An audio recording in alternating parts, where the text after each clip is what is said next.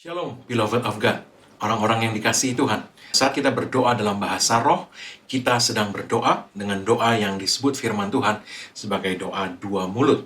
Kisah Rasul 2 ayat 4 dikatakan, maka penuhlah mereka dengan Roh Kudus, lalu mereka mulai berkata-kata. Mereka mulai berkata-kata dalam bahasa-bahasa lain seperti yang diberikan oleh Roh itu kepada mereka untuk mengatakannya. Mereka berkata-kata seperti yang diberikan oleh Roh itu. Kata-kata yang diberikan oleh Roh itu kepada mereka untuk mengatakannya. Jadi, saat kita berdoa dalam bahasa roh, mulut kita mengucapkan kata-kata yang diberikan roh kepada kita. Dua mulut. Saat kita mulai berdoa dalam bahasa roh untuk suatu persoalan, misalnya keuangan atau keluarga, kita berkata, Tuhan, Roh-Mu tahu bagaimana mendoakan masalah ini. Aku tidak tahu bagaimana sebenarnya harus berdoa untuk hal ini. Roma 8 ayat 26-27. Jadi, Roh Kudus tolong saya berdoa untuk hal ini. Dan kemudian Anda mulai mengucapkan kata-kata sebagaimana yang diberikan oleh roh itu kepada Anda untuk Anda mengucapkannya. Kita mulai berdoa dalam bahasa roh. Ketika kita berdoa dalam bahasa roh, peperangan rohani itu terjadi dan kemenangan pasti menjadi milik kita. Kita akan melihat lebih jauh mengenai berdoa dalam bahasa roh bagi setiap Anda yang mencari tuntunan Tuhan untuk sesuatu yang Anda hadapi. Atau ketika Anda merasa ada di persimpangan jalan dalam hidup Anda, dan Anda membutuhkan tuntunan dari Tuhan mengenai jalan mana yang terbaik yang Anda perlu tempuh untuk masa depan Anda. Entah Anda membutuhkan tuntunan Tuhan mengenai siapa pasangan hidup Anda, saya bicara kepada anak-anak muda yang belum menikah, atau Anda yang bekerja, Anda butuh tuntunan Tuhan mengenai pekerjaan yang sebaiknya Anda pilih. Atau buat Anda yang berbisnis, kontrak kerjasama dengan partner bisnis mana yang sebaiknya Anda pilih, dan sebagainya. Anda semua dapat memperoleh jawaban yang pasti dari Tuhan dengan berdoa dalam bahasa roh. Mari kita lihat Ibrani pasal 4 ayat 12. Dikatakan, sebab firman Allah hidup dan kuat, dan lebih tajam daripada pedang bermata dua manapun. Ia menusuk amat dalam, sampai memisahkan jiwa dan roh, sendi-sendi dan sumsum. Ia sanggup membedakan pertimbangan dan pikiran hati kita. Sekali lagi saya bacakan. Sebab firman Allah hidup dan kuat, dan lebih tajam daripada pedang bermata dua manapun. Ia menusuk amat dalam, sampai memisahkan jiwa dan roh, sendi-sendi dan sumsum. Ia sanggup membedakan pertimbangan dan pikiran hati kita. Pedang bermata dua dalam ayat ini, secara harafiah dalam bahasa Yunani, sebenarnya adalah bermulut dua. Ingat, dua dalam bahasa roh, doa dengan dua mulut. Ya, dikatakan ini pedang bermulut dua. Distomos dalam bahasa Yunani, atau diterjemahkan double mouth, harafiahnya ke dalam bahasa Inggris, dua mulut, double mouth. Ibrani 4 ayat 12 ini berbicara mengenai firman Allah sebagai pedang bermulut dua. Ya, harafiahnya, yang lebih tajam dari pedang manapun juga.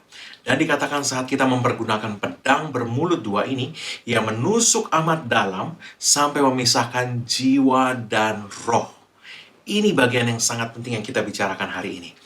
Bagian di mana firman Tuhan yang lebih tajam dari pedang bermulut dua manapun, atau saya katakan firman Tuhan yang adalah pedang bermulut dua yang lebih tajam dari pedang manapun juga. Dia menusuk sampai memisahkan jiwa dan roh. Nah, membedakan jiwa dan roh ini bagian yang sangat sulit. Terutama saat kita mencari tuntunan Tuhan. Seringkali kita merasa bahwa Tuhan menuntun kita, tetapi kita masih memiliki keraguan. Dan kita bertanya-tanya, ini benar Tuhan atau bukan? Atau pikiran saya sendiri saja? Atau logika saya sendiri saja? Atau dengan kata lain, kita sulit membedakan apakah itu adalah suara yang berasal dari Roh Kudus di dalam roh kita, atau itu adalah semata pikiran kita, logika kita yang berasal dari jiwa kita sendiri. Ya, nah, pedang bermulut dua ini memisahkan jiwa dan roh. Pedang roh bermulut dua menusuk amat dalam sampai memisahkan jiwa dan roh. Saat Anda berdoa dalam bahasa roh, sesuatu terjadi. Kita menjadi sangat sensitif. Kita menjadi dapat membedakan mana jiwa dan mana roh. Ini terjadi waktu Anda berdoa dalam bahasa roh.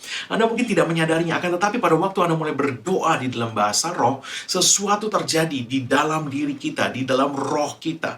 Terjadi apa yang firman Tuhan katakan, pedang roh menusuk amat dalam, memisahkan antara jiwa dan roh. Dan Anda tiba-tiba, saya katakan tiba-tiba karena ini bukan berasal dari diri kita sendiri, bukan berasal dari pencapaian rohani kita, dan sebagainya. Akan tetapi ketika kita berdoa dalam bahasa roh, sesuatu yang ajaib terjadi, dan kita menjadi sensitif. Kita menjadi dapat membedakan antara jiwa atau pikiran logika kita sendiri, atau roh, yaitu Roh Kudus yang berbicara di dalam hati kita kepada roh kita untuk menuntun kita.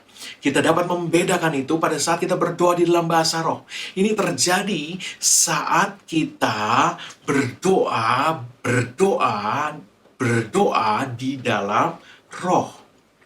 Jadi ini sangat penting kalau kita bicara tuntunan Tuhan. Karena kita perlu bisa membedakan antara ini pikiran saya sendiri, logika saya sendiri, atau ini memang Tuhan yang mengarahkan saya. Kita perlu membedakan apakah ini hanya pertimbangan diri kita sendiri, atau adalah, ayat itu katakan, pikiran hati kita. Nah, pikiran hati kita ini bukan pikiran kita. Pikiran hati kita itu bicara pikiran yang berasal dari roh kita. Ya, pikiran yang berasal dari roh kita, atau dengan kata lain, Roh Kudus yang memberikan pikiran itu di dalam roh kita, di dalam hati kita. Nah, pedang bermulut dua ini akan memisahkan itu. Dia dapat membedakan antara pertimbangan kita sendiri dengan pikiran roh. Bapak Ibu Saudara yang kasih Tuhan, Paulus menyebut di dalam 1 Korintus pasal 2, itu kami memiliki pikiran Kristus. Ayat 16 ya. Nah, ayat 12-13-nya dia bicara begini. Now we have received, sekarang saya katakan, kami telah menerima. Not the spirit of the world, bukan roh dunia, but the spirit which is of God. Tetapi roh yang berasal dari Tuhan. That we might know the things that are freely given to us of God. Supaya kita bisa tahu hal-hal yang telah diberikan secara cuma-cuma kepada kita dari Allah. Which things also we speak, yaitu hal-hal yang kita ucapkan. Jadi, untuk kita mengetahui hal-hal yang berasal dari Allah yang diberikan secara cuma-cuma dari Tuhan kepada kita, kita perlu mengucapkan. Apa yang kita ucapkan? Di sini dikatakan, not in the words which man's wisdom teacheth. Bukan kata-kata yang diajarkan hikmat manusia. Jadi apa? But which the Holy Spirit teaches. Jadi, yang bukan kata-kata yang diucapkan dari hikmat manusia, yang diajarkan hikmat manusia, tapi kata-kata yang diucapkan oleh Roh Kudus. Berdoa dalam bahasa roh. Ketika kita berdoa dalam bahasa roh, dikatakan comparing spiritual things with spiritual. Kita menjadi sensitif. Kita bisa membedakan antara hal-hal yang spiritual dengan hal-hal yang spiritual. Kita menjadi berpikir secara roh. Tidak berpikir secara jiwa lagi. Kita menjadi sensitif. Kita menjadi terbuka kepada pikiran Kristus. Nah, ingat 12, 13, di 16-nya Paulus berkata, ya di 12-nya dia berkata, kita sudah menerima roh Allah, sehingga kita bisa mengetahui apa yang sudah disediakan Allah secara cuma-cuma buat kita, yaitu yang kita ucapkan dengan kata-kata yang diajar oleh roh. Ayat 16-nya dibilang, kami memiliki pikiran Kristus. Jadi Bapak Ibu Saudara yang dikasih Tuhan, ketika kita berdoa di dalam bahasa roh, hal supranatural terjadi, sehingga kita menjadi terbuka kepada pikiran Allah. Kita menjadi bisa membedakan antara pertimbangan kita sendiri dengan pikiran roh. Sehingga kita dapat mengetahui hal-hal yang sudah disediakan Allah bagi kita, yaitu hal-hal yang tadi kita baca diucapkan, kita ucapkan. Kita nggak mengucapkan dengan bahasa yang diajarkan manusia. Kenapa? Karena manusia nggak tahu apa yang sudah disediakan Allah, ke mana arah tuntunan Allah, apa yang Tuhan sudah sediakan ke depan, apa belokan mana dalam hidup ini yang perlu kita ambil, dan apa yang sudah Tuhan sediakan. Kita semua tidak tahu. Tapi ketika kita mengucapkan kata-kata yang diberikan Roh Kudus kepada kita. Ya, di dalam hari Pentakosta dikatakan Roh memberikan kata-kata untuk mereka mengucapkannya. Ketika kita mengucapkan kata-kata itu, hal yang supranatural terjadi. Kita menjadi terbuka, kita menjadi tercelik untuk bisa melihat apa yang Tuhan sudah sediakan bagi kita. Sehingga dengan jalan demikian, kita menjadi tahu, that we might know. Sehingga kita menjadi tahu hal-hal yang sudah disediakan Allah secara cuma-cuma bagi kita. Bapak Ibu saudara yang kasih Tuhan, kita menerima bukan roh dunia, tapi roh dari Tuhan, agar kita mengetahui, saya garis bawahi sekali lagi, mengetahui hal-hal yang telah disediakan Allah untuk kita. Dengan cara apa? Mengucapkan apa yang diajarkan Roh Kudus. Mengenai pasangan hidup, mengenai bisnis, pekerjaan, kontrak tender, rumah tangga, dan sebagainya. Saat kita berdoa dalam bahasa roh, kita menerima apa yang roh tunjukkan kepada kita. Roh memberikan pikiran roh, sehingga kita mengetahui apa yang sudah disediakan Allah bagi kita. Bapak Ibu saudara yang kasih Tuhan, ketika kita berdoa dalam bahasa roh, kita menjadi sensitif akan hal-hal dari Tuhan. Kita menerima pewahyuan, pengetahuan akan hal-hal yang sudah disediakan Tuhan untuk kita, arah tuntunan Tuhan untuk kita. Dan tidak hanya mengenai hal-hal rohani, tapi itu segala hal yang sudah disediakan Tuhan untuk kita. Haleluya. Jadi, kalau kita butuh tuntunan Tuhan, kita dapat berkata, Roh Kudus, aku tidak tahu jalan mana yang harus kutempuh. Aku tidak tahu pilihan mana yang harus kuambil. Tetapi Engkau tahu, ya Roh Kudus. Jadi tolong aku mendoakan hal ini. Entah itu untuk pekerjaan, bisnis, apapun juga mengenai masa depan Anda. Anda katakan, Roh Kudus, tolong aku berdoa untuk hal ini. Dan saat Anda mulai berdoa dalam bahasa roh, siap-siap. Hal-hal yang tadinya tidak jelas buat Anda atau masih meragukan bagi Anda akan mulai menjadi jelas. Anda dapat membedakan apakah itu pikiran Anda sendiri, jiwa, ya, atau itu adalah tuntunan roh, pikiran roh, ya, dan hal-hal yang tadinya tidak Anda ketahui akan mulai tersingkap bagi Anda. Ada istilah dalam bahasa Inggris, something cross my mind. Tiba-tiba ada yang terlintas dalam pikiran Anda. Anda menjadi tercelik melihat, memahami sesuatu yang tadinya Anda tidak paham, yang tadinya Anda tidak lihat. Tiba-tiba itu muncul seperti sebuah ide yang cemerlang yang tadinya tidak terpikir. Atau Roh Tuhan bisa membuat Anda menjadi sangat tegas meyakini sesuatu yang sebelumnya Anda masih ragu, ini atau ini. Tiba-tiba ketika Anda mulai berdoa dan berdoa dalam bahasa roh, itu menjadi sangat jelas bagi Anda. Sehingga Anda tahu arah mana yang Tuhan arahkan kepada Anda. Bapak Ibu saudara yang kasih Tuhan, saya mau katakan, saat Anda berdoa dan berdoa dalam bahasa roh, Anda menjadi sangat sensitif. Ya, dan saya mau tunjukkan bagaimana senjata rohani ini dapat bekerja maksimal saat Anda mempergunakannya, yaitu bersama dengan firman Allah yang tertulis. Jadi, selain Anda berdoa dalam bahasa roh, firman Tuhan yang tertulis itu bergandengan erat dengan doa bahasa roh itu. Kalau Anda ada dalam ruangan yang gelap dan Anda sedang mencari sesuatu yang hilang, katakanlah mungkin pulpen atau buku yang sudah lama atau sesuatu yang terjatuh, ya, yang Anda coba temukan tapi Anda tidak bisa melihatnya karena gelap. Anda membutuhkan terang. Anda membutuhkan terang untuk Anda dapat melihat apa saja yang ada di dalam ruangan di mana benda yang Anda cari itu jatuh barusan. Nah, kalau Anda menyalakan lampu atau Anda menyalakan senter, Anda akan melihat di dalam ruangan itu. Dan Anda tidak hanya akan melihat apa yang Anda cari, tapi Anda juga akan melihat hal-hal lain yang tadinya tidak terlihat, yang ada di dalam ruangan itu. Nah, ini yang firman Tuhan katakan dalam Mazmur 119 ayat 130. Dikatakan, the entrance of thy word giveth light. Masuknya firman Tuhan memberi terang. It gives understanding to the simple. Dia memberi pengertian kepada orang-orang yang sederhana.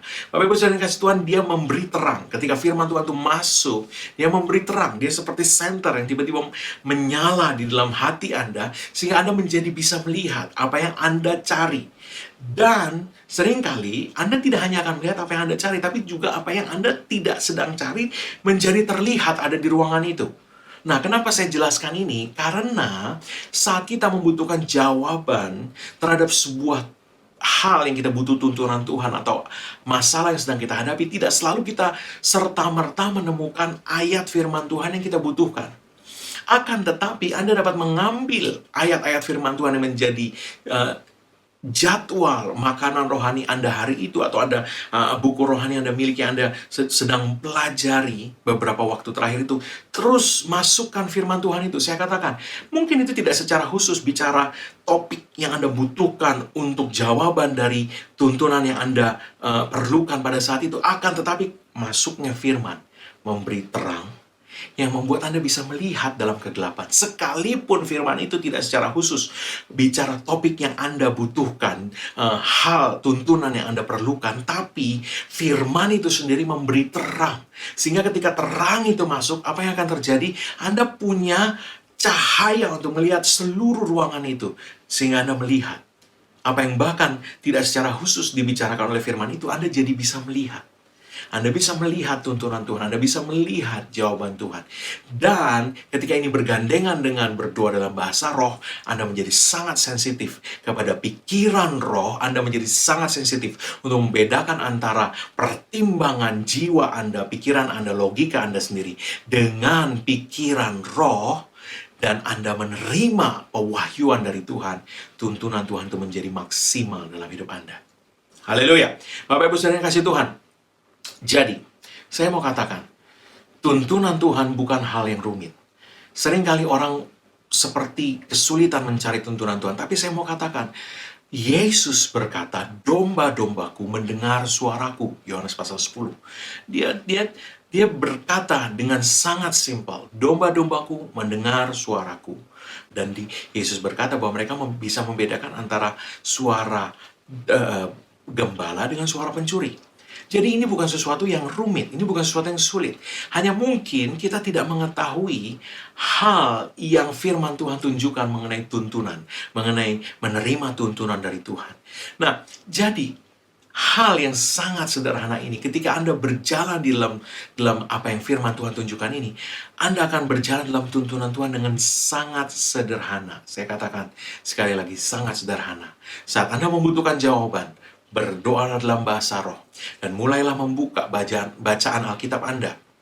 Mungkin Anda tidak menemukan secara khusus pada saat itu juga, tapi ada terang yang masuk. Baca saja, biarkan firman Tuhan masuk ke dalam hati Anda, dan terang yang masuk akan membuat kegelapan yang ada di dalam itu lenyap. Anda mulai bisa melihat, Anda menerima sensitivitas saat Anda berdoa dalam bahasa roh, dan Anda bisa melihat semua yang sudah disediakan Allah, termasuk tuntunan yang Anda butuhkan untuk masa depan Anda, atau untuk apapun juga yang Anda butuhkan ke depan dalam hidup Anda.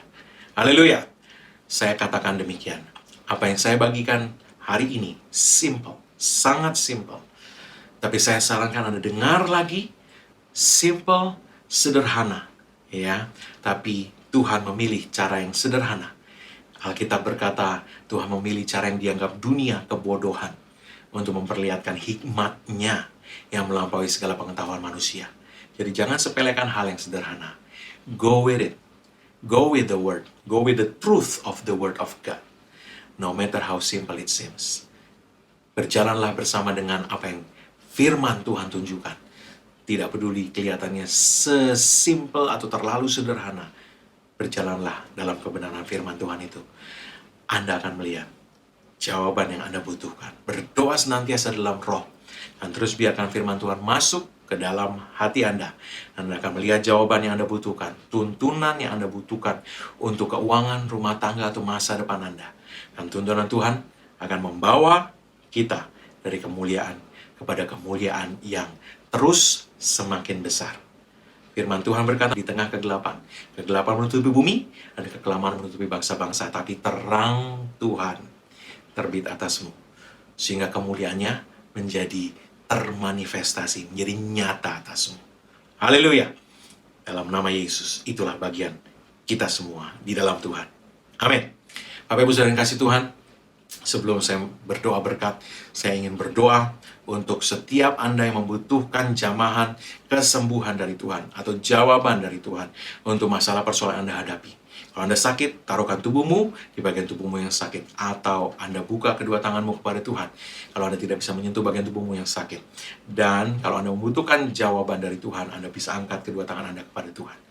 Dalam nama Yesus, aku perintahkan setiap gejala sakit penyakit meninggalkan setiap tubuh anak-anak Tuhan atau setiap orang yang mendengar pemberitaan firman Tuhan ini. Dalam nama Yesus, setiap kuasa sakit penyakit atas tubuh anak-anak Tuhan, setiap orang yang mendengarkan pemberitaan firman ini, dihancurkan kuasa sakit penyakit itu dari setiap orang ini di dalam nama Yesus.